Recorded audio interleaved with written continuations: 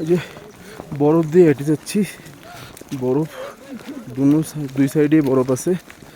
ও প্রচণ্ড ঠান্ডা, বৃষ্টি হচ্ছে এদিকে, এদিকে বরফের মাঝখান দিয়ে হেঁটে যেতে হচ্ছে। খুব খারাপ পজিশন, রাস্তাঘাটের অবস্থা খুব খারাপ হয়ে গেছে।